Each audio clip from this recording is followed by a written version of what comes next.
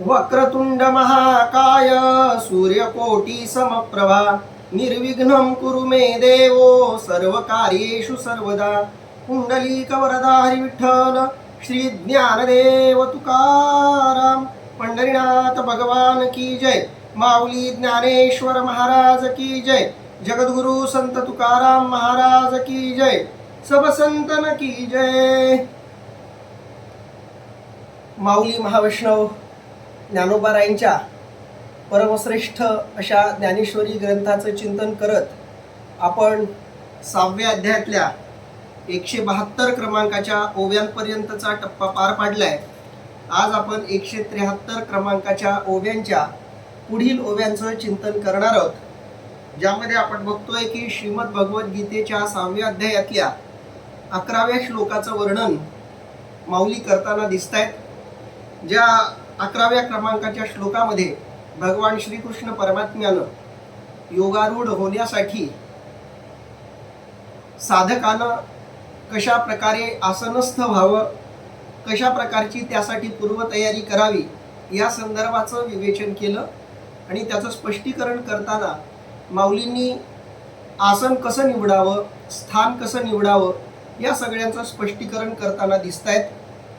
आणि याच वर्णनाला पुढं मांडताना माऊली म्हणतायत, जेथ अमृताचे निपाडे मुळाही सकट गोडे जोडती दाटे झाडे सदा फळती। अर्थात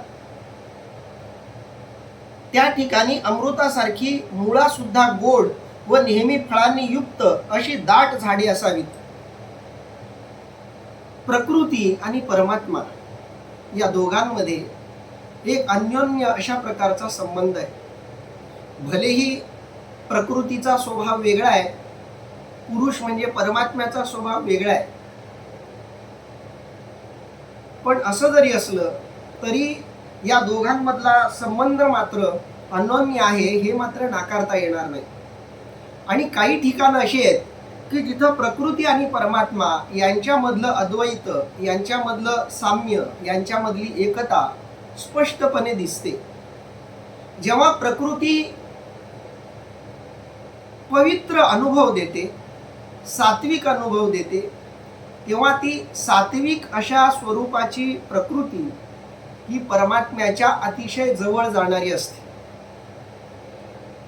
आणि म्हणून सुंदर असा डोंगर, सुंदर अशी नदी, पर्वत, नदी, नाले, सुंदर असे वृक्ष, सुंदर असं जंगल, अशा काही प्राकृतिक गोष्टी सुद्धा आध्यात्मिक साधनेसाठी अनुकूल ठरत असतात।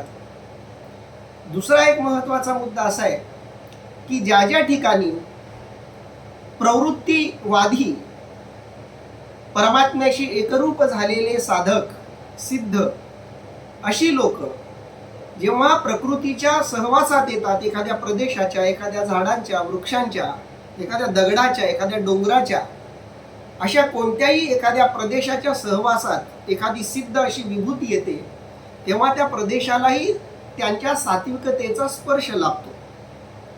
काल आपण अशा अनेक गोष्टींचा विचार, चिंतन, मंथन केलं आपण।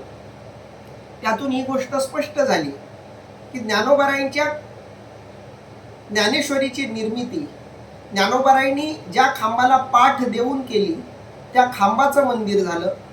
चक्रधर स्वामींनी ज्या दगडांवर बसून आपल्या अनुयायांना उपदेश केला ती शिळा आराध्याचा कारण बनली, आराधनेचं कारण बनली। ज्या झाडाखाली अक्कलकोटचे स्वामी समर्थ बसायचे त्या झाडाचा आज वृक्ष झाला। ज्ञानोबाराय खांबाला टेकले ते एकमेव महाराष्ट्रातलं खांबाचं मंदिर आहे। ज्ञानोबारायांचा स्पर्श त्यांना लाभल्यामुळं जगद्गुरु तुकोबारायांनी जिथून वैकुंठाकडे गमन केलं त्या वृक्षालाही आज एक आगळं वेगळं महत्त्व आहे। आळंदीमध्ये अजान वृक्षालाही अगदी तसंच आगळं वेगळं महत्त्व आहे। संतांचा स्पर्श ज्या निर्जीव वस्तूंना झाला त्या निर्जीव वस्तूंमध्येही एक चैतन्य वास करायला लागत असतं। सज्जनगडावर स्वामी समर्थांचं असेल, माहूरगडावर दत्तप्रभूंचं असेल, गाणगापूरला असेल, शिर्डीला साईबाबांचं असेल, आदमापूरला आपल्या बाळूमामांचं असेल,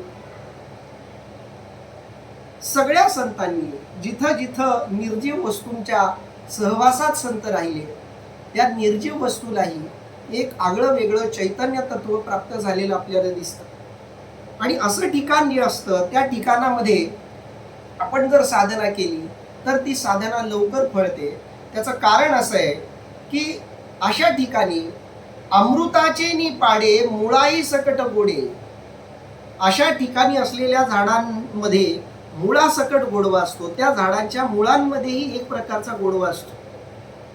मुळात अजान वृक्षाची पानं साधक अत्यंत आवडीनं खातात, प्रसाद म्हणून खातात। एक मानसशास्त्रीय सत्य मला इथं सांगावंसं वाटतंय, ते मानसशास्त्रीय सत्य असं आहे की चव पदार्थांना नसते, चव ही पदार्थ चाखण्याच्या मानसिकतेला किंवा भावनेला असते खरी चव। तुम्ही म्हणाल असं कसं, तर ते सत्य आहे। चव जर पदार्थांना राहिली असती तर ज्याला डायबिटीज आहे त्याला गोड पदार्थ खावेसे वाटत नाही, त्याला किळस येतो त्या पदार्थांचा। ज्याला कावीळ झालेली आहे, जो आजारी आहे, त्याला कोणतंच जेवण गोड वाटत नाही, कोणताच पदार्थ त्याला चविष्ट वाटत नाही। म्हणून चव ही पदार्थांमध्ये असं असते असं जर आपण म्हटलं असतं, मांडलं, तर सारखी चव प्रत्येक वेळी प्रत्येकाला जाणवली असते, पण तशी ती जाणवत नाही। आजारपणामध्ये कितीही चविष्ट वाटणारे एरवीचे पदार्थ खावेसे वाटत नाहीत, आजारपणामध्ये खावेसे वाटत नाहीत। अगदी त्या पद्धतीनं तुम्हाला पोटभर एखादा पदार्थ खायला दिला, त्याच्यानंतर तुम्हाला तुमच्या आवडीचा पदार्थ तुमच्या समोर ठेवला तर तो आवडीचा पदार्थही तुम्हाला नावडीचा होऊन जातो। आणि कडकडून भूक लागली आणि तुम्हाला न आवडणारा पदार्थ तुम्हाला खायची वेळ आली तर तो न आवडणारा पदार्थही तुम्ही आवडीनं गोडीनं खाल का, तर ती चव भुकेची चव असते। म्हणून चव भुकेला असते, चव मनाला असते, चव भावनेला असते। अगदी त्या पद्धतीनं अशी जी झाडं आहेत की ज्या झाडांना महापुरुषांचा स्पर्श लाभलेला आहे, त्या महापुरुषांचा स्पर्श लाभलेली झाडंही अमृतासारखी गोड बनतात, त्यांच्यातला कडवटपणा निघून जातो। हे संतांचं सामर्थ्य आहे। जे तर अमृताचे निपाडे, अमृताच्या तुलनेचं मुळाई सकट गोडे, मुळासकट ज्या झाडांमध्ये अमृताच्या तुलनेचा गोडवा आहे, जोडती दाटे झाडे सदा फळती, आणि त्या अमृताचा स्पर्श झाल्यामुळं ज्याच्या मुळामध्येच अमृत आहे अशा झाडांची फळं सुद्धा किती गोड असतील आणि ती झाडं सदा फळती, नेहमी फळत असतात, फळं देत असतात। पाऊला पाऊला उदके वर्षा काळीही अति चोखे, निर्झरे का विशेखे सुलभे जेथ। अर्थात जेथे जागोजाग पाणी असून ते पावसाळ्यातही स्वच्छ असते, असे सहज घेता येण्याजोगे पाण्याचे झरे असावेत। साधना करत असताना शरीराच्या मर्यादा सुद्धा साधनेमध्ये अडथळा ठरू शकतात, कारण पाणी ही शरीरासाठी सगळ्यात जास्त आवश्यक अशी गरज आहे। अन्न आणि पाणी या दोन गोष्टी असल्या पाहिजेत। साधना करताना अन्नामुळं साधनेत अडथळा येता कामा नये किंवा पाण्यामुळं साधनेत अडथळा येता कामा नये, म्हणून साधनेची जागा निवडताना पाणी जवळ असावं असं ठिकाण निवडणं हे अधिक योग्य ठरतं।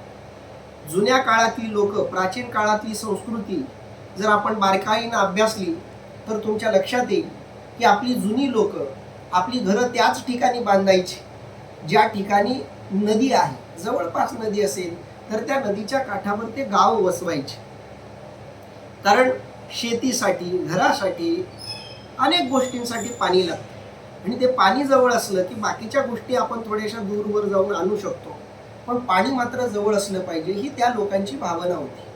अगदी त्या पद्धतीनं साधनेत रत होताना तहान लागली तर पाण्यासाठी भटकंती करण्याची वेळ येऊ नये, यासाठी पाणी जवळ असलं पाहिजे असं ते ठिकाण निवडावं. पण साधनेत नंतर अशी वेळ येते की तहान भूकच माणूस विसरून जातो. पण सुरुवात करताना मात्र पाऊला पाऊला उदके, याचा अर्थ असा आहे या ओवीचा, जेथे जागोजाग पाणी असलं पाहिजे आणि ते पाणी पावसाळ्यातही स्वच्छ असलं पाहिजे. आता ज्ञानोबा राय 13व्या शतकातल्या परिस्थितीच्या संदर्भात हे वर्णन करतायत. कारण पावसाळ्यामध्ये पाणी अस्वच्छ होतं. का अस्वच्छ होतं? तर पाण्यामध्ये दुसरं पाणी मिसळतं आणि हे जे दुसरं पाणी मिसळतं ते पाणी नसलेल्या प्रदेशातून आलेलं पाणी असतं. म्हणजे डोंगरावर पडलेलं पाणी असेल, रस्त्यावर पडलेलं पाणी असेल, कुठेही पडलेलं पाणी, मग आपल्याबरोबर ते सगळा कचरा घेऊन ते त्या मूळ नदी प्रवाहामध्ये ते पाणी समाविष्ट होतं. म्हणून पावसाळ्यामध्ये सहसा पाणी स्वच्छ आणि शुद्ध राहत नाही. पावसाळा निघून गेला की ते पाणी हळूहळू शुद्ध आणि स्वच्छ व्हायला लागतं. पण माऊली म्हणतायत की ते ठिकाण असं असलं पाहिजे की तिथलं पाणी पावसाळ्यात देखील स्वच्छ असलं पाहिजे. म्हणजे त्या पावसाच्या पाण्याच्या आजूबाजूचा सगळा प्रदेशही स्वच्छ आणि निर्मळ असला पाहिजे. असं ठिकाण आपण निवडायला हवं. इको फ्रेंडली नावाचं एक मासिक पुण्यामध्ये असताना माझा एक मित्र त्यानं सुरू केलेलं होतं. आता मला त्याचं नाव आठवत नाही, पण तो पर्यावरणावर चांगलं काम करत होता आणि त्या नियतकालिकामधून पर्यावरणावर अशी चांगली कामं करणारी जी लोक आहेत त्यांच्यावरती त्यानं लेख संकलन करून त्याचं संपादन चालू ठेवलेलं होतं. त्याचे एक 2-3 अंक मी त्यावेळी टाईप वगैरे केल्याचं मला आठवतं. त्यामध्ये या विषयावर मी एक लेख लिहिला होता की ज्ञानोबारायांची पर्यावरण विषयक दृष्टी कशी होती. ज्ञानोबाराय पर्यावरणाकडे कसं बघत होते. ज्ञानोबारायांच्या दृष्टीनं आदर्श पर्यावरण किंवा आदर्श वृक्ष, आदर्श निसर्ग याबद्दलची कल्पना काय. तर 6व्या अध्यायामध्ये श्रीमद भगवद्गीतेच्या 11व्या श्लोकावर ज्ञानोबारायांनी जे निरूपण केलंय ते सगळं निरूपण हे ज्ञानोबारायांच्या मनातल्या पर्यावरणाचं आदर्श रूप स्पष्ट करणार आहे. ज्या ओव्यांचं आपण चिंतन करतोय त्या ओव्या पर्यावरणाचा आदर्श सांगणार आहेत की चांगलं पर्यावरण कशाला म्हणता येईल. चांगली झाडं, चांगली नदी, चांगली डोंगर, चांगला भूभाग कशाला म्हणता येईल याचं खूप विस्तृत थोडं गंभीर वर्णन माऊलींनी इथं केलं. ही गोष्ट खरी आहे की माऊलींनी वेगळ्या परिप्रेक्ष्यात ते केलं. कारण माऊली हे काही पर्यावरणवादी विचारवंत नाही आहेत. ते एक आध्यात्मिक संत आहेत आणि त्यांची भूमिका अध्यात्मवादी असणं साहजिक आहे. पण अध्यात्माला पर्यावरणाची जर साथ लाभली तर अध्यात्म आणखी फळतं यावर मात्र ज्ञानोबारायांचा पूर्णपणे विश्वास आहे. आणि म्हणून प्रत्येक अध्यात्मवादी व्यक्तीनं पर्यावरणावर प्रेम करायला शिकलं पाहिजे. आपल्या संतांनी, आपल्या सगळ्या देवी देवतांनी आपल्याला निसर्गावर प्रेम करायला शिकवलेलं आहे. आपल्या ऋषीमुनींनी सुद्धा. आपण नद्यांना माता म्हणतो. आपण नदीचा उल्लेख करताना त्या नावाबरोबर माता जोडतो. गंगा माता, गोदावरी माता, नर्मदा माता, यमुना माता असं आपण नद्यांना आईच्या अनुषंगानं संबोधतो. नद्यांना आपण आई मानतो. आपली संस्कृती आहे. आपल्याला आपल्या संतांनी हे शिकवलेलं आहे की नद्यांमध्ये सुद्धा देवत्व आहे, डोंगरांमध्ये सुद्धा देवत्व आहे. सह्याद्रीच्या कडा आजही आपण आदरानं त्यांच्याकडे बघतो. या सह्याद्रीच्या कडांनी महाराष्ट्राचं संरक्षण केलं. छत्रपती शिवाजी महाराजांना स्वराज्याची निर्मिती करण्यासाठी या डोंगरांनी मोठ्या प्रमाणात मदत केली. म्हणून डोंगरांनाही पूजण्याची परंपरा आपल्यामध्ये आहे. झाडांना पूजण्याची परंपरा आपल्यामध्ये आहे. माता भगिनी आपल्या नवऱ्याला दीर्घायुष्य लाभावं, जन्मोजन्मी तोच पती लाभावा म्हणून वडाला फेऱ्या मारतात. ही आपली संस्कृती आहे. आपण पिंपळालाही देवतेचा दर्जा दिलेला आहे. पिंपळाच्या झाडाला आपण सगळ्याच झाडांना एक आदराचं स्थान देऊन त्यांना मानतो. तुळशीचं तर स्थान वारकरी संप्रदायात आपल्या हिंदू धर्मामध्ये आगळं वेगळं असं आहे. म्हणजे वृक्षांनाही पूजण्याची आपली संस्कृती आहे, दगडांनाही पूजण्याची आपली संस्कृती आहे. आणि म्हणून पर्यावरणाची पूजा, पर्यावरणाबद्दलचा दृष्टिकोन हा आध्यात्मिक दृष्टिकोनाला अनुकूल असा असतो आणि म्हणून तुम्ही पर्यावरणाबद्दल तिरस्कार मनात ठेवून आध्यात्मिक प्रगती करू शकत नाही. जे जे भेटे भूत ते ते मानी जे भगवंत हा ज्ञानोबारायांनी सांगितलेला भक्तियोग, जो भगवान श्रीकृष्ण परमात्म्यांनी भगवद्गीतेत सांगितला, भक्तियोग जाणन, भक्तियोग निश्चित जाण माझा, असं ज्याच्याबद्दल भगवान श्रीकृष्ण परमात्मा म्हणतायत, त्यातून दगड, धोंडे, माती, पाणी सगळ्या ठिकाणी भगवंताला बघायचं, हा भक्तियोग भगवंतानं सांगितलेला आहे. आणि म्हणून पर्यावरणाबद्दल मनामध्ये पवित्र असा, दैवी असा दृष्टिकोन मनात ठेवून आपण साधना करायला हवी.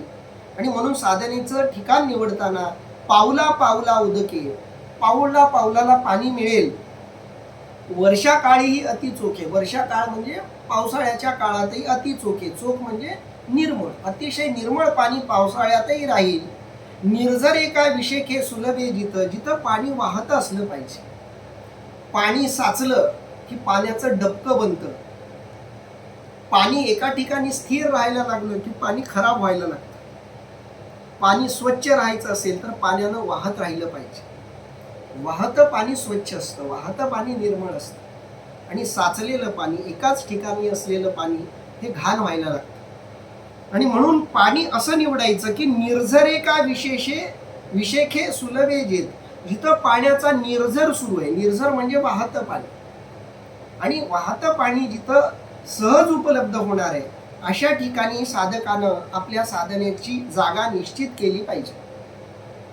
हा आतपू ही अळूमाळू जाणीजे तरी शीतळू, पवनू अति निश्चळू मंदू झुळके. अर्थात थोडे ऊन किंवा त्याचे कवडसे असले तरी ते तापदायक नाहीत, शीतळ व वाराही शांत असून त्याच्या मंद झुळका येत असाव्यात. साधना करताना पर्यावरणाचा कोणताही अतिरेक होता कामा नये. पर्यावरणानं सहाय्यक झालं पाहिजे. एक सूक्ष्म असा मानसशास्त्रीय दृष्टिकोन इथं आपण लक्षात घेतला पाहिजे. साधना करताना केंद्रीभूत ही आपली साधना असली पाहिजे. आपली एकाग्रता ही केंद्रीभूत असली पाहिजे. बाकीच्या सगळ्या गोष्टींची उपस्थिती ही केवळ सहाय्यक असली पाहिजे. पण ही सहाय्यता अतिशय महत्वाची असते, कारण या सहाय्यतेमध्ये अडथळा आला तर तुमचा सगळा प्रवासच खराब होऊन जाईल. तुमचं ध्येय, तुमचं केंद्रही बिघडून जाईल. जसं तुम्हाला एखाद्या प्रवासाला जायचं, एखाद्या मुक्कामाला पोहोचायचं, तर गाडी हे तुमच्यासाठी साधन आहे. पण तुम्ही वाहनात बसलात, प्रवास सुरू केला आणि गाडीच पंक्चर झाली तर तुमच्या मुक्कामामध्ये ज्याचा आधार तुम्ही घेतला तो आधारच अडथळा ठरण्याची शक्यता आहे. किंवा तुम्ही प्रवास करताय आणि गाडीतलं पेट्रोलच संपलं. मुक्कामाला जाणं हे महत्वाचं आहे, गाडीत बसणं महत्वाचं नाही. पण तुम्ही गाडीचा आधार घेतलाय, मग ज्याचा आधार घेतलाय त्याचा आधार तुम्हाला अनुकूल ठरला पाहिजे, प्रतिकूल ठरता कामा नये. म्हणून आजारपणामध्ये साधना होत नाही. आजारपणामध्ये आपण आजारपणाची काळजी घेतली पाहिजे. म्हणून उपासना करताना, साधना करताना कोणताही मार्गदर्शक, उपदेशक, गुरु तुम्हाला आजारपणात साधना आराधना करण्याचा उपदेश करत नाही. कारण आजारपणामध्ये आपलं सगळं लक्ष आजारपणाकडे केंद्रित होतं. उदाहरणार्थ तुमचं डोकं दुखतंय, डोकं दुखत असताना आपलं सगळं लक्ष डोक्यावर केंद्रित होतं, डोकेदुखीवर केंद्रित होतं. बाकी कोणत्याही अवयवावर आपलं लक्ष राहत नाही. आपल्याला इतर अवयव असतात पण त्या अवयवांची आठवण आपल्याला राहत नाही. पण डोकेदुखीच्या वेळी डोकं, डोळे दुखायच्या वेळी डोळे, हातपाय दुखायच्या वेळी हातपाय, हेच अवयव आपल्याला आठवत असतात. आणि म्हणून स्वास्थ्याची व्याख्या अशी की कोणतंही इंद्रिय आपल्या अस्तित्वाची आठवण करून देत नसेल तर आपण स्वस्थ आहोत असं समजायचं. आणि जे अवयव आपल्या असण्याची आठवण तुम्हाला करून देत आहे, समजायचं त्या अवयवात काहीतरी बिघाड झालेला आहे. आरोग्याची, स्वास्थ्याची ही साधी सोपी सरळ व्याख्या आहे. कारण जो भाग दुखतोय तो भाग त्याच्या उपस्थितीची सारखी तुम्हाला जाणीव करून देईल. म्हणून शरीर ईश्वराच्या प्राप्तीतलं साधन आहे. म्हणून शरीर हे निरोगी असलं पाहिजे, स्वस्थ असलं पाहिजे. शरीर रोगी असेल तर तुम्ही रोग निवारणावर आधी लक्ष केंद्रित केलं पाहिजे आणि मग साधनेत उतरलं पाहिजे.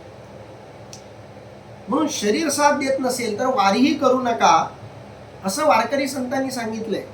जव हे सकळ सिद्ध आहे, हात चालावया पाय, तव तू आपले स्वहित पाहे, तीर्थयात्रे जाय चुकू नको. तीर्थयात्रेला जायचं चुकू नको, पण कधी? जव हे सकळ सिद्ध आहे, ज्यावेळी या सगळ्या गोष्टी सिद्ध असतील. कोणत्या?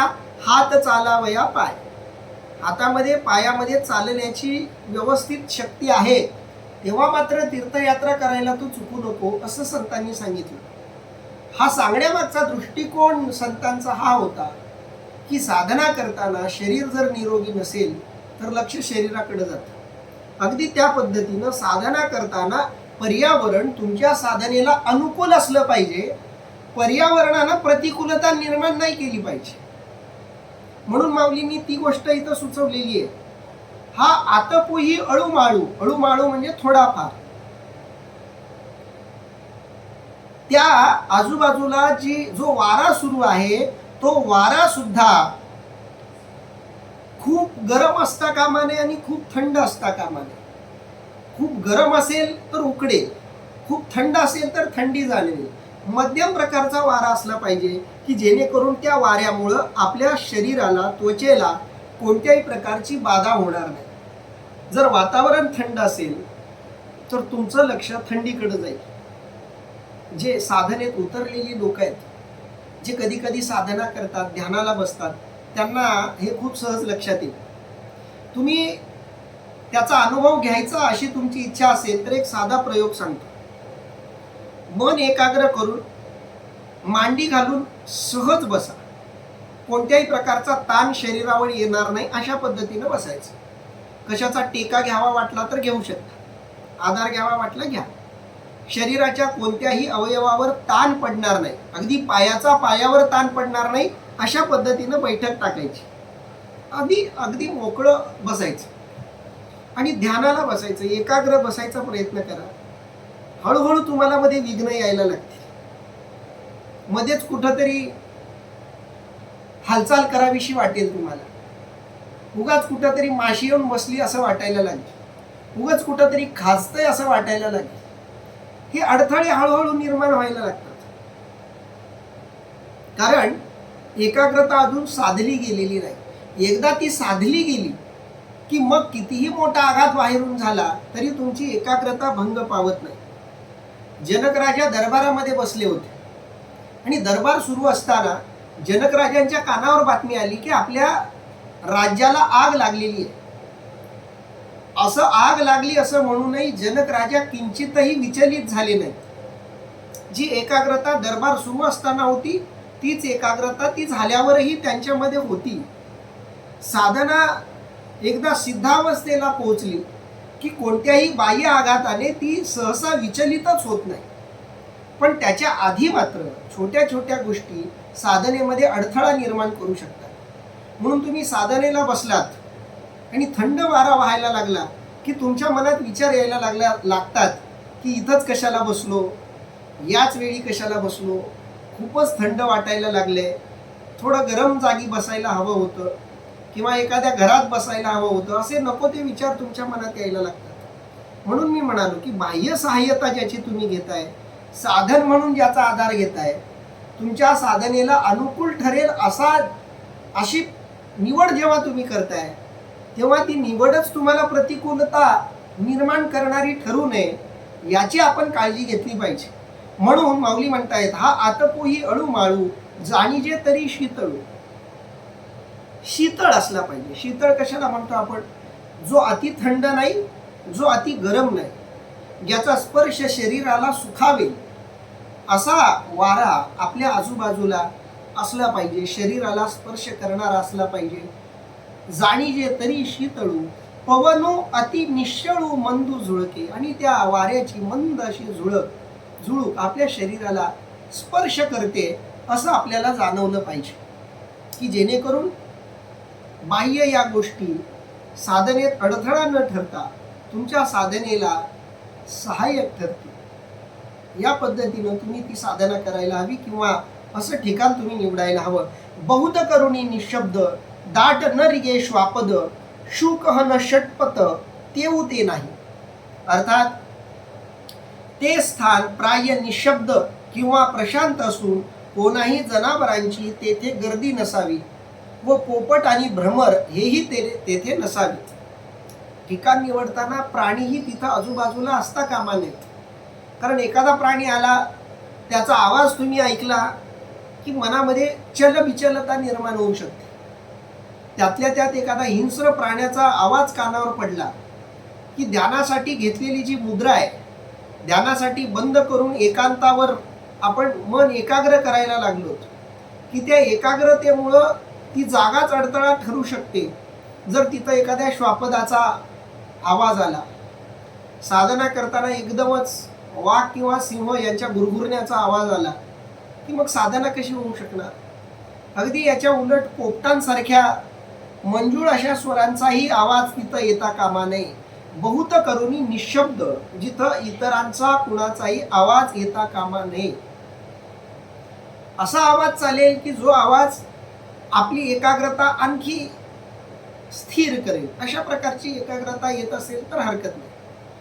म्हणून असं ठिकाण निवडा की जिथं निसर्गाची सहाय्यता तुम्हाला लाभेल, पण असंही इतकं मंजूळ आजूबाजूच्या प्राण्यांचं संगीत तिथं कानावर पडू नये की एकाग्रता ध्यान बाजूला राहील आणि ते संगीतच ऐकत बसावंसं वाटेल. असंही होता कामा नये. म्हणून बहुत करुणी निशब्द, जिथं शब्द नाहीयेत, जिथं शांतता आहे, जिथं कोणत्याही प्रकारचा विक्षेप निर्माण करेल असा आवाज नाहीये. दाट न रिगे श्वापद, श्वापद तिथं येता कामा नये. श्वापद म्हणजे हिंस्र प्राण्यांना उद्देशून आपण श्वापद हा शब्द वापरत असतो. दाट न रिगे श्वापद, त्या ठिकाणी एखादं श्वापद सुद्धा रिगू नये, येऊ नये अशी काळजी घेतली पाहिजे. किंवा शुक म्हणजे पोपट, हन षटपद, षटपद म्हणजे भ्रमर, तेऊ ते नाही. तिथं हिंस्र पशुप्राणी तर असूच नयेत, पण त्याचबरोबर पोपट, भ्रमर हेही तिथं असता कामा नये. कारण यांचा आवाज आपल्याला भ्रमित करतो, ऐकावासा वाटतो. म्हणजे ऐकावासा वाटेल असाही ध्वनी आजूबाजूला असू नये आणि ऐकावासा वाटत नाही असाही ध्वनी आजूबाजूला असू नये. म्हणून माऊली म्हणतायत बहुत करुणी निशब्द. निशब्द, प्रशांत, एकाग्र, निश्चल असं आता आजूबाजूचं वातावरण सामान्यपणे असावं. बहुत करुणी निशब्द दाट न रिगे श्वापद, श्वापदही असू नयेत आणि शुक हन षटपद तेऊ ते नाही. भ्रमर किंवा पोपट अशा सुमधुर आवाजाच्या प्राण्यांचाही तिथं आवाज येता कामा नये. पाणी लगे हंसे दोन्ही चारी सारसे कवने एके वेळे बैसे तरी कोकिळही हो. अर्थात पाण्यावर येणारे हंस, 4-2 चक्रवाक पक्षी व कधी काळी एखादा कोकिळ पक्षी असला तरी चालेल. आता काय चालेल हे माऊली इथं सुचवलं, काय नाही हेही सुचवलं. आता काय हवं, काय असावं हेही सांगितलं. साधना करताना साधनेमध्ये आजूबाजूचं वातावरण सहाय्यक ठरेल याची काळजी आपण घेतली पाहिजे. आता थोडा काळ बदलला.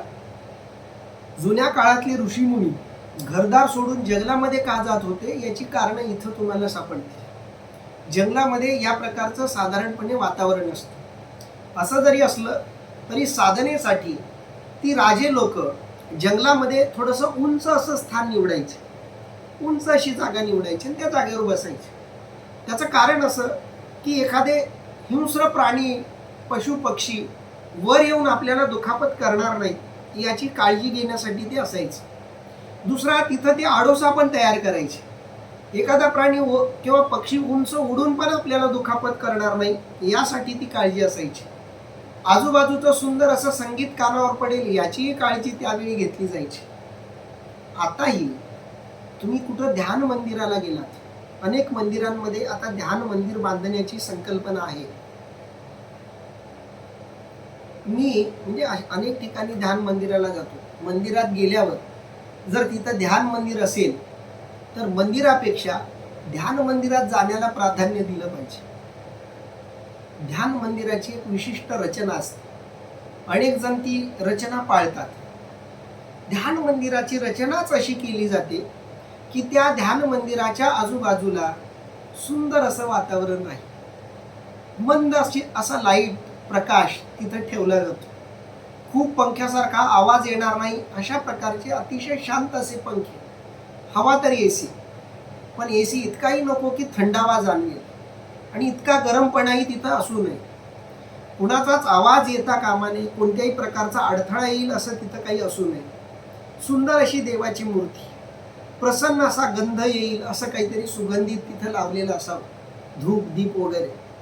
अशा ठिकाणी अनेक लोक येऊन जरी ध्यानाला बसले तरी सहजपणे ध्यान लागून जातं. मंदिराच्या गाभाऱ्याची रचना ही जुन्या काळामध्ये ध्यानासाठी अनुकूल म्हणून केलेली असायची. मंदिराचा जो गाभारा असायचा तो जुन्या काळातल्या लोकांसाठी ध्यानाचं ते ठिकाण असायचं. आता मंदिरांमध्ये गर्दीच इतकी होते की मंदिराच्या गाभाऱ्यात ध्यान करेल ही कल्पना थोडीशी अवघड जाते. पण ज्या मंदिरांमध्ये जेव्हा लोक नसतात अशा वेळी तुम्ही मंदिराच्या गाभाऱ्यात जा, तुम्हाला त्या ध्यानासाठी अनुकूल असल्याच्या त्या जागेचा अनुभव तिथं तुम्हाला येईल. पण अलीकडं मंदिरांमध्ये गर्दी असल्यामुळं ध्यान मंदिर स्वतंत्रपणे बांधलं जातं. मोहिलीला जंगली महाराजांच्या आश्रमामध्ये मी 5-6 दिवस माझ्या महाविद्यालयाच्या कामासाठी होतो. 20-25 विद्यार्थी माझ्याबरोबर तिथं होते 5-6 दिवस. तिथं एक ध्यान मंदिर होतं जंगली महाराजांचं, खूप सुंदर ध्यान मंदिर. त्यांच्या मंदिरातल्या कुठल्याही ध्यान मंदिरात तुम्ही गेलात तर तुम्हाला तो अनुभव येईल. अलीकडच्या काळामध्ये जे आधुनिक इन्फ्रास्ट्रक्चर किंवा आधुनिक तंत्रज्ञानाचा आधार घेऊन ध्यान धारणा करून घेणारी जी गुरुमंडळी आहेत त्यांनी या प्रकारची ध्यान मंदिरं चांगल्या प्रकारे विकसित केलेली आहेत. मी तर म्हणतो तंत्रज्ञानाचा विज्ञानाचा तो केलेला एक आध्यात्मिक उपयोग आहे आणि तो झाला पाहिजे, केला पाहिजे, शक्य आहे त्यांनी केलं पाहिजे. अनेक जण त्या प्रकारे करतात. म्हणजे रविशंकरजींच्या ध्यान मंदिरांमध्ये तुम्ही कधी गेलात तर तिथं तशी रचना असते. अनेक ठिकाणी या प्रकारची रचना ध्यानासाठी असते. आमचे उनभाटचे विशाल धर्माधिकारी सर त्यांनी सुद्धा मंदिराच्या वर ध्यान मंदिर बांधलंय. खूप सुंदर आहे. तिथं ग्रंथालय वगैरे आहेत आजूबाजूला. सुंदर असा स्वामी समर्थांचा फोटो तिथं लावलेला आहे. तिथंही खूप छान अशी एकाग्रता लाभते सहज. अशी ध्यान मंदिरं मंदिराच्या आजूबाजूला असणं खूप गरजेचं आहे. कारण तिथं गेल्याच्या नंतर आपल्याला साधनेसाठी अनुकूल अशी परिस्थिती निर्माण करता येते आणि प्रतिकूल अशी परिस्थिती टाळता येते. पण माऊलींनी इथं ज्यांचं वर्णन केलंय ती परिस्थिती नैसर्गिक आहे, प्राकृतिक आहे. प्रकृतीनं अनुकूल परिस्थिती निर्माण केली अशी जागा आपण निवडायची आणि त्याच्यामध्ये हिंस्र प्राणी पशु पक्षी असता कामा नये आणि त्याला अनुकूल असे साधनेला असे प्राणी त्यांचा मंजूळ आवाज आजूबाजूला असेल तर चालेल. म्हणून माऊली म्हणतायत पाणी लगे हंसे. पाणी लगे शब्दाचा अर्थ आहे पाणी पिण्यासाठी येणारे हंस. तिथं पाणी पिण्यासाठी राजहंस येत आहे. आता राजहंस पाणी पिण्यासाठी तिथंच येतील जिथलं पाणी निर्मळ आणि स्वच्छ असेल.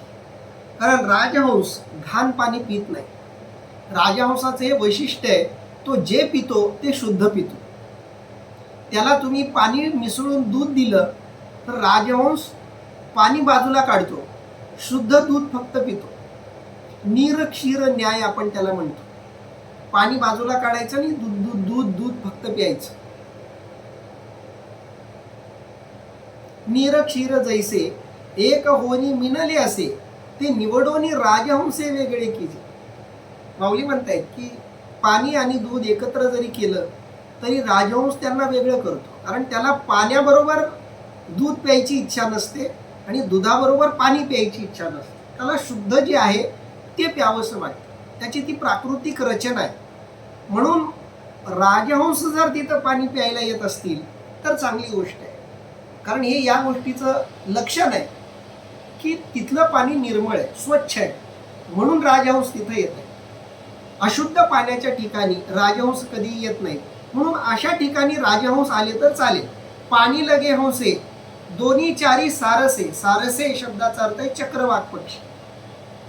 आता हे चक्रवाक पक्षी आता बऱ्यापैकी कमी झालेले, ज्ञानोबारायांच्या काळामध्ये ते बऱ्यापैकी होते. असे काही 4-5 चक्रवाक पक्षी आजूबाजूला राहत असतील तर ते पक्षी असले तर त्यांचा कोणताही अडथळा आपल्याला होणार नाही. कारण हे प्राणी पक्षी असे आहेत की जे आपापल्याच गोष्टीमध्ये मग्न असतात, इतरांना अडथळा करण्याची त्यांची कधी इच्छा नसते. प्राण्यांमध्ये सुद्धा प्रकार असतात. मारुती चित्तमपल्ली नावाचे मराठीतले खूप मोठे लेखक आहेत, वारले ते आता. त्यांनी मराठीतलं बहुतांश लेखन हे प्राण्यांवर केलेलं आहे. त्यांच्या कादंबऱ्या, कथा, वैचारिक लेखन हे सगळं प्राण्यांच्या संदर्भातलं आहे. त्यांना प्राण्यांचे, पशुपक्ष्यांचे आवाज कळायचे, भाषा कळायची त्यांना. त्यांनी अतिशय अभ्यासपूर्ण लेखन त्या संदर्भात केलं. पर्यावरण प्रेमी त्यांच्या लेखनाचा अनेकदा आपल्या लिखाणात, वैचारिक संभाषणात आधार घेत असतात. तर त्या मारुती चित्तमपल्ली सरांच्या लिखाणामध्ये मी एके ठिकाणी वाचलं होतं की प्राण्यांमध्ये सुद्धा प्रकार असतात. काही प्राणी हे एकाग्रमग्न असतात, म्हणजे त्यांना आपापल्यामध्येच रमायला आवडतं. आणि काही प्राण्यांना जगण्यासाठी इतरांची उपस्थिती आवश्यक असते. म्हणजे समूह करून राहणारे प्राणी असतील किंवा जे श्वापद असतात, त्यांना इतरांची उपस्थिती गरजेची असते. भूक लागल्यावर भूक भागवण्यासाठी, आपलं एक अस्तित्व आहे हे जाणवण्यासाठी ते इतरांच्या उपस्थितीवर आपलं जगणं निश्चित करत असतात. याच्या उलट काही प्राणी असे असतात की ते मुळातच एकांतप्रिय असतात. ज्ञानोबा इथं ज्या प्राण्यांचं वर्णन करतायत, तो राजहंस असेल किंवा काही चक्रवाक सारखे पक्षी असतील, तर हे पक्षी आत्ममग्न स्वरूपाचे पक्षी आहेत. यांना इतरांच्या उपस्थितीशी काही देणं घेणं नसतं, आपापल्यामध्येच ते रममान असतात. कवने एके वेळे बैसे तरी कोकिळाही हो. एखादी कोकिळाही आजूबाजूला असेल तर चालेल, कारण कोकिळा सुद्धा आत्ममग्न पक्षी आहे. कोकिळा आपापल्या धुंदीत गात असते. आपल्या गाण्यामुळं कुणी आनंदित होतंय का याचा तिला काही संबंध नसतो, आपल्या आनंदात ती गाते. असे जे पशुपक्षी असतील, प्राणी असतील की ज्यांची उपस्थिती साधनेसाठी अडथळा न ठरता त्यांची उपस्थिती तुमच्या साधनेला सहाय्यक ठरेल, अशी जागा तुम्ही निवडायला हवी. म्हणजे ही सगळी लक्षणं आहेत आपल्याला जागा निवडण्यासाठी. आता अशी जागा कुठं मिळते का हे आपण शोधायला हवं. कुठं फिरायला वगैरे गेलात तर अशी जागा कधी तुम्हाला सापडली तर कळवा. माझ्या अनुभवामधली जागा म्हणजे भामचंद्र डोंगर, भंडारा डोंगर, अतिशय सुंदर जागा. माऊलींनी जेवढं इथं वर्णन केलंय ते सगळं तुम्हाला आता तिथं बघायला मिळेल. पण आता अलीकडं ते रस्ते झाले, JCB वगैरे तिकडे गेले, काही लोकांनी तिकडं बांधकामही काही करायला सुरुवात केली कृत्रिम प्रकारची, त्यामुळे डोंगरही खराब व्हायला लागले. मध्ये आमच्या संतवीर असलेल्या बंडातात्या कराडकरांनी याच्या विरोधात खूप मोठं आंदोलन देहूमध्ये उभं केलं होतं की तिथल्या आजूबाजूच्या बड्या कंपन्या तिकडं आपलं कंपन्या उभ्या करायला लागल्या. त्यांची सगळी घाण तिथल्या इंद्रायणीमध्ये यायला लागली. वेगवेगळे JCB आणि त्याचे ते आवाज, त्याच्यामुळं तिथल्या साधकांना कसा अडथळा ठरायला लागलाय हा त्यांच्या आंदोलनाचा मुख्य गाभा होता. त्या आंदोलनाला त्यावेळी बरंचसं यशही मिळालं होतं. आताची नेमकी परिस्थिती काय याचा मी तितकासा आढावा घेतलेला नाही, पण तो घ्यावा लागेल आणि तो घेत राहायला हवा. तर या पद्धतीनं माऊली वर्णन करून सांगतायत की जागा निवडताना आपण जागा अशा प्रकारची निवडायला हवी की ती जागा निवडताना एखादी कोकिळा आजूबाजूला आली तरी त्या कोकिळेचा कोणताही आपल्याला अडथळा होणार नाही, अशी जागा आपण निवडू शकतो. निरंतर नाही तरी आली गेली काही, होतो का मयुरेही आम्ही न म्हणू. अर्थात सारखे किंवा नित्य नव्हेत, पण फेरी सरसे काही मोर आले गेले तरीही चालेल. माऊलींनी थोडीशी सूटही दिलेली आहे, कारण खूपच असं रिस्ट्रिक्शन टाकले असं वाटतं कामा नये. सगळे अडथळेच माऊलींनी सांगितले असं नाही. माऊलींनी थोडंसं अनुकूल वातावरण राहील याच्यासाठी काही सूटही ठिकाण निवडताना दिलेली आहे. माऊली सांगताय निरंतर नाही, सारखं येणं जाणं नाही असलं पाहिजे. काही गोष्टी चांगल्या असल्या तरी चांगल्या गोष्टींचा अतिरेकही वाईट असतो. म्हणून माऊलींनी जरी म्हटलं एखादी कोकिळा गाते तर चालेल, पण ती कोकिळा सारखीच गाते किंवा अनेक कोकिळा एकत्र येऊन गातायत आणि सारखं गातायत असंही होता कामा. हंस जरी येत असले तरी सारखा हंसांचाच तिथं सारखा कलरव सुरू असता कामा नये. झुंडच्या झुंड राजहंस तिथं नाही आले पाहिजे. चक्रवाक पक्षी सुद्धा गर्दी करून तिथं असता कामा नये. अगदी त्या पद्धतीनं माऊली सांगतायत निरंतर नाही, सारखं नाही. तरी आली गेली काही काही प्रमाणात आले गेले तर चालतील. कोण होतू का मयूर येही आम्ही न म्हणू. मयूर म्हणजे मोर. काही मोर आले गेले तर काही हरकत नाही, आम्ही ना न म्हणू. आम्ही त्या मोरांना ना म्हणणार नाही. म्हणजे असं ठिकाण जर तुम्ही निवडत असाल तर त्याला आम्ही ना म्हणणार नाही असं माऊली सुचवत आहे. ज्ञानोबारायांनी ज्ञानेश्वरीमध्ये हे जे वर्णन केलंय या वर्णनाचा प्रभाव सर्व वारकरी संतांवर पडलेला दिसतो बरं. म्हणून सावतामाळी आपल्या मळ्यामध्ये बसून भगवंताचं चिंतन करत होते.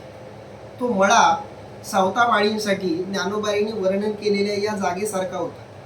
जगद्गुरु तुकोबारायांनी भामचंद्र डोंगर ज्ञानोबारायांनी सांगितलेल्या या ओव्यांच्या आधारावरच निवडलेला होता असं अतिशय आत्मविश्वासानं सांगावंसं वाटतं. नामदेव महाराजांनी सुद्धा आराधनेसाठी जागा निवडताना सगळ्याच वारकरी संतांनी आपापली ध्यान साधना करण्यासाठी इथं जे वर्णन ज्ञानोबारायांनी केलंय याच वर्णनाचा आधार घेतलेला दिसतो. याच प्रकारची परिस्थिती जिथं असेल अशीच ठिकाणं सगळ्या वारकरी संतांनी निवडलेली आहेत. अगदी पुढं जाऊन बोलायचं, दासोपंतांनी जिथं साधना केली, मी स्वतः तिथं जाऊन आलोय अंबेजोगाईला. तिथं दासोपंतांची समाधी आहे. तिथंच मराठीतलं पहिलं लेखन करणारे, पहिला ग्रंथ लिहिणारे मुकुंदराज स्वामी, त्या मुकुंदराजांचा सुद्धा त्यांची सुद्धा तिथं समाधी आहे. जवळजवळ आहेत त्या दोन्ही समाधी. त्या दोन्ही ठिकाणी मी जाऊन आलो.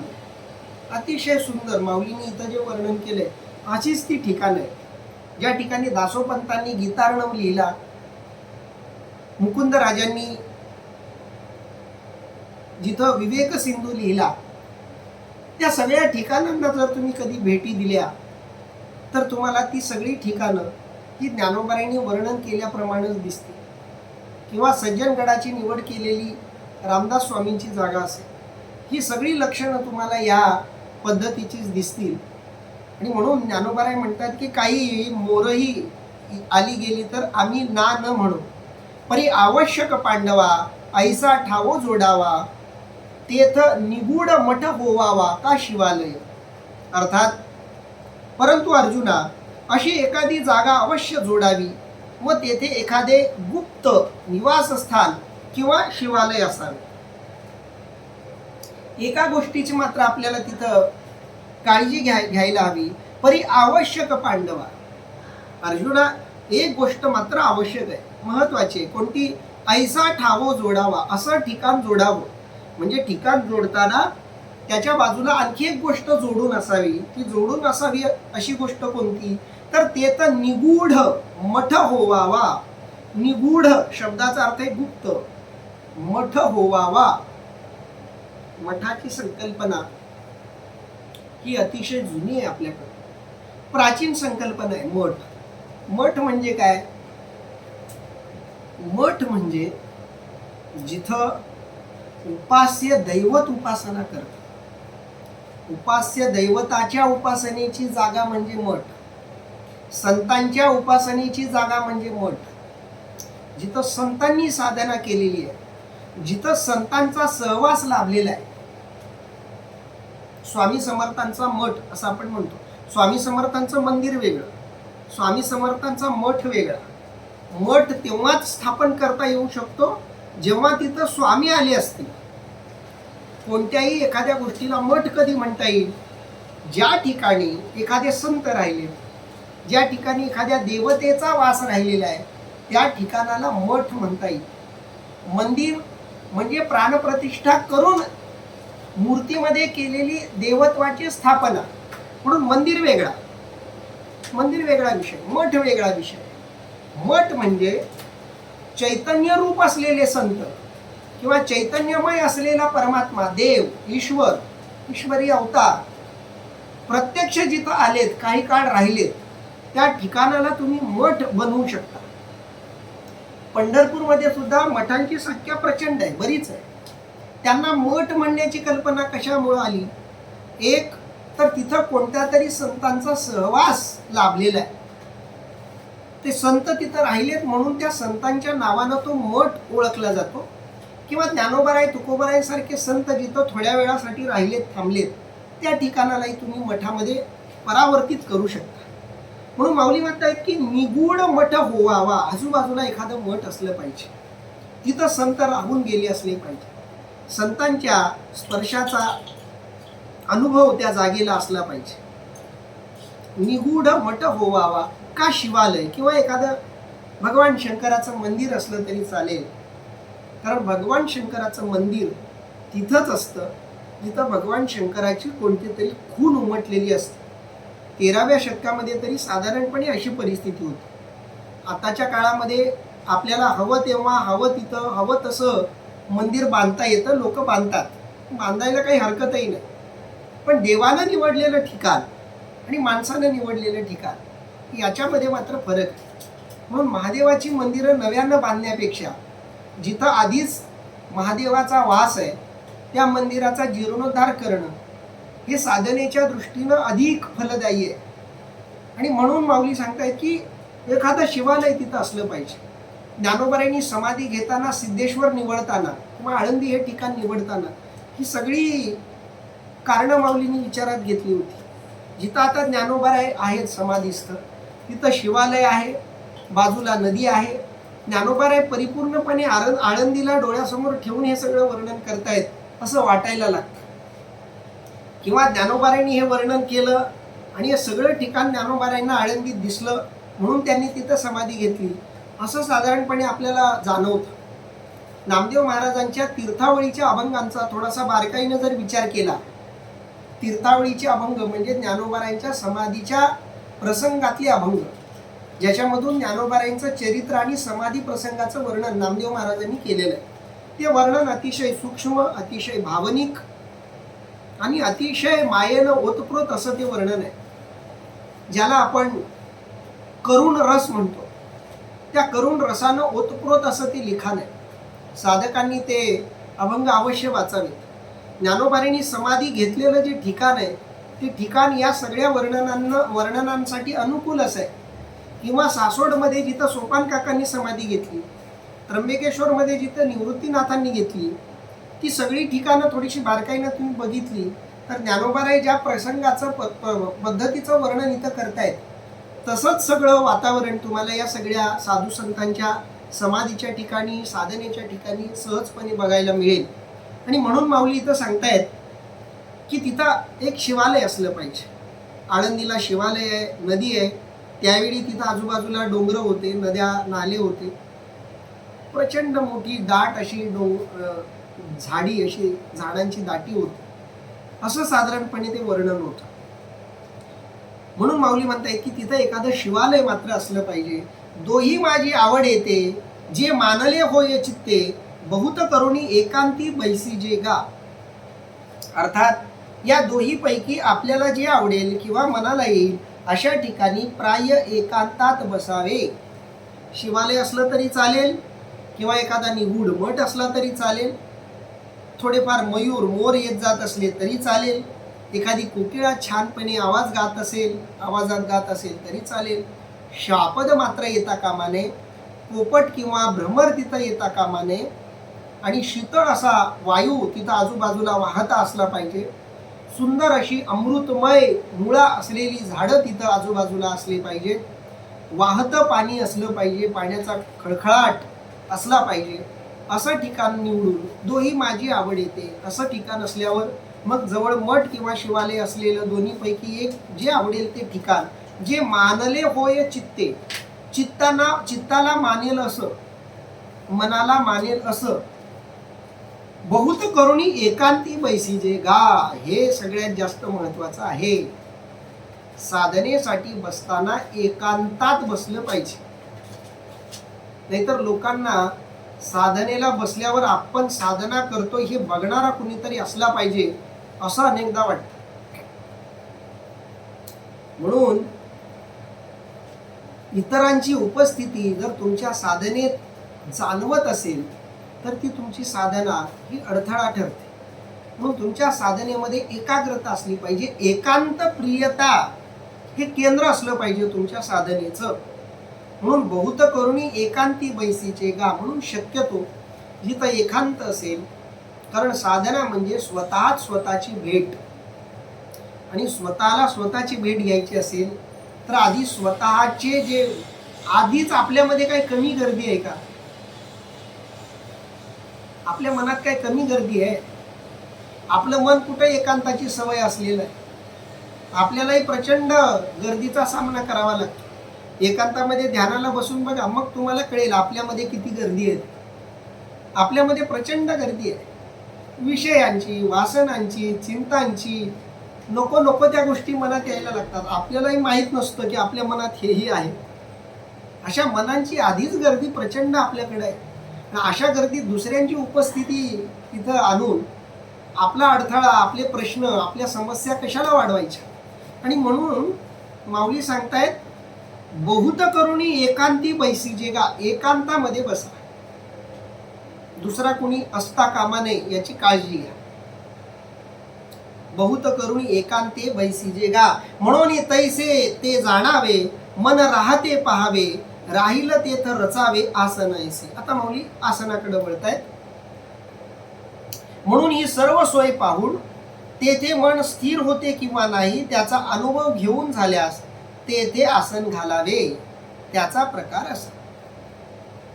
आता माऊलींनी आसनाच्या आधी आजूबाजूच्या वातावरणाचं वर्णन केलं. आधी आजूबाजूचं वर्णन सांगितलं, आसन पुढे आहे, आसनाचं वर्णन आता येणार आहे. पण ते आसन निवडण्याच्या आधी त्या आसनाच्या आजूबाजूचं वातावरण कसं असलं पाहिजे त्याचं अतिशय सूक्ष्म बारकाईनं माऊलींनी वर्णन केलं. कारण माऊलींना माहिती आहे आपले जे साधक आहेत, जे हे ऐकतायत आणि जे हे ऐकणार आहेत, ज्ञानोबारायांनी ज्ञानेश्वरी सांगितली तेव्हा ज्ञानेश्वरी ऐकणारे आणि आजपर्यंत लोक ज्ञानेश्वरी ऐकतायत ते सगळे, यातल्या कुणालाही आध्यात्मिक एकांताचा, एकाग्रतेचा अनुभव नाही. आणि तो अनुभव आणि ती एकाग्रता येण्यासाठी आपल्याला काही गोष्टींची काळजी घेतली पाहिजे. ती काळजी म्हणजे या बाह्य गोष्टी, या भौतिक गोष्टी, या सगळ्यांची काळजी घ्यायची आणि मग एक ठिकाण निवडायचं आणि त्या ठिकाणावर आपल्याला आसन टाकायचं आहे. माऊली म्हणतायत, म्हणून तैसे ते जाणावे, म्हणून हे असं सगळं आपण तिथं जाणलं पाहिजे, ओळखलं पाहिजे.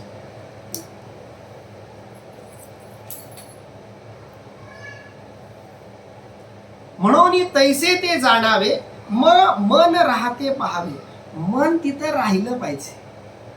शरीर राहील यात काही आश्चर्य नाही, मनाला राहावं असं वाटलं पाहिजे. जिथं मनाला राहावं असं वाटेल असं ठिकाण आपण अंतिम करायचं. म्हणून तैसे ते जाणावे, मन राहते पहावे, मनाला रमावं असं वाटतंय, मनाला वाटतं इथं थांबावं, मनाला वाटतंय इथं आपण थांबायला हरकत नाही. प्रभू रामचंद्रजी वनवासाला जेव्हा गेले तेव्हा वनामध्ये ज्या ज्या ठिकाणी भगवान प्रभू रामचंद्र राहिले, नाशिक मधला बराचसा तो प्रदेश आहे, पंचवटी वगैरे, नाशिक वगैरे तो भाग सगळा. आता तिकडं खूप झाडं होती, आता ती झाडं तोडली जात आहेत. मध्ये नाशिकमध्ये मोठं आंदोलन झालं होतं, ती झाडं तोडली जाऊ नयेत म्हणून. आता तिथं कुंभमेळा होणार आहे मोठा, त्या दृष्टीनं तिथली पुन्हा झाडं तोडली जात आहेत. पण जुना काळ जर डोळ्यासमोर आणाल तर तो खूप सुंदर असा प्रसंग होता. मन राहावंच, प्रभू रामचंद्रजी तिथंच राहिले जिथं त्या राहावंसं वाटतं. तिथंही साधक साधना करण्यासाठी जातात.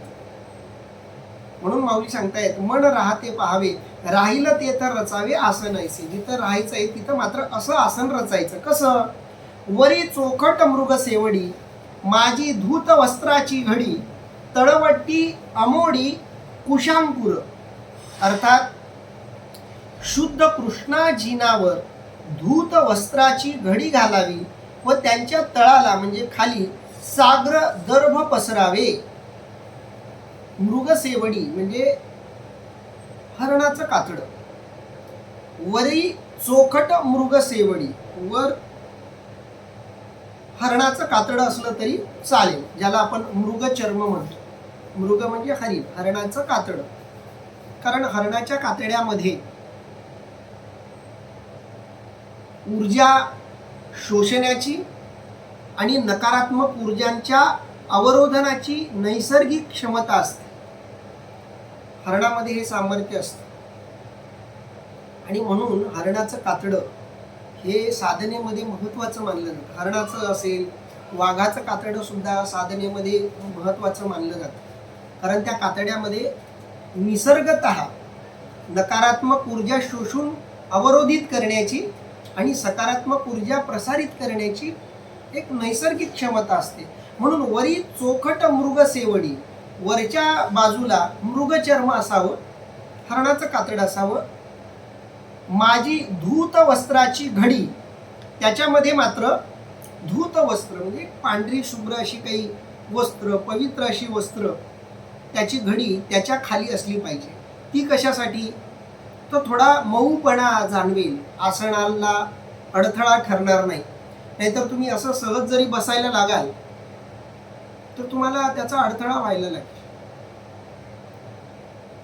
विज्ञान असं सांगतं की एखाद्या वस्तूचं वजन त्या वस्तू इतकं कधीच नसतं. ती वस्तू जर तुम्ही उचलून धरली तर जितका वेळ तुम्ही ती वस्तू उचलून धराल तितकं तिचं वजन वाढत जातं. कसं? एखादी साधी वस्तू अशी हातात घेऊन उभे राहा, तिथं वस्तू धरा कोणती कमी वजनाची, आणि तास 2 तास घेऊन बघा, हळूहळू तुम्हाला जाणवेल की त्या वस्तूचं वजन वाढायला लागले. कारण तुमच्या शरीरामधली ताकद थोडीशी कमी कमी व्हायला लागते आणि म्हणून त्या वस्तूचं वजन थोडं थोडं वाढायला लागतं. तसंच आहे, आसन करून बसताना जर टणक जागा असली की तुम्हाला बसताना सुरुवातीला बरं वाटेल, काही अडचण वाटणार नाही.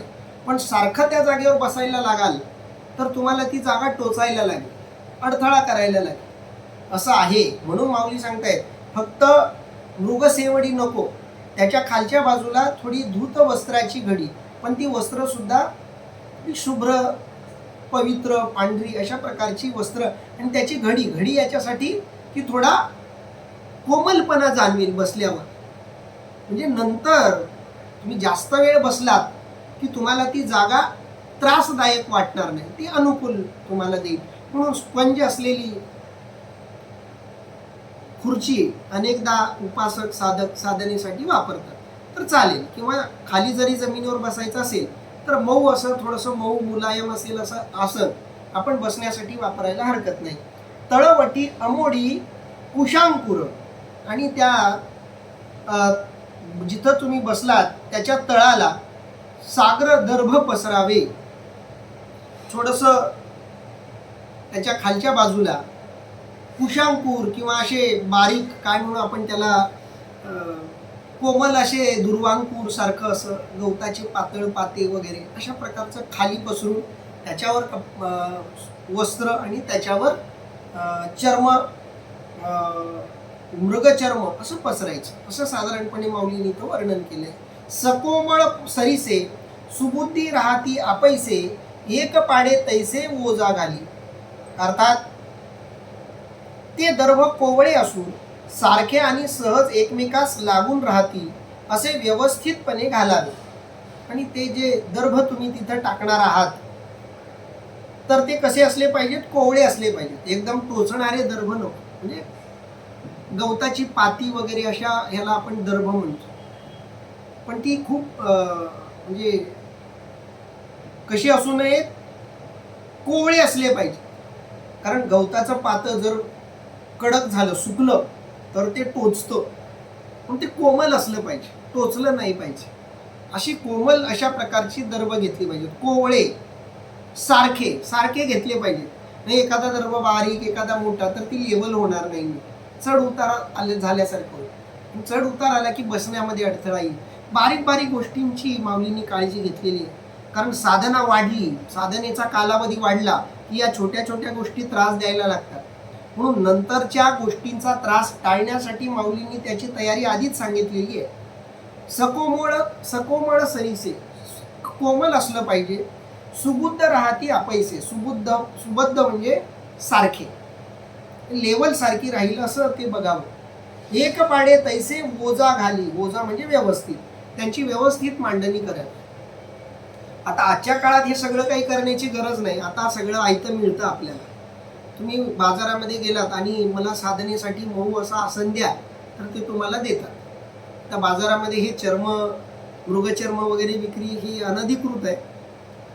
पण काही अधिकृतपणे मिळत असेल तर ती घ्यायला हरकत नाही. पण आता कायद्यानं बऱ्याच गोष्टीवर बंधनं आलेली आहेत.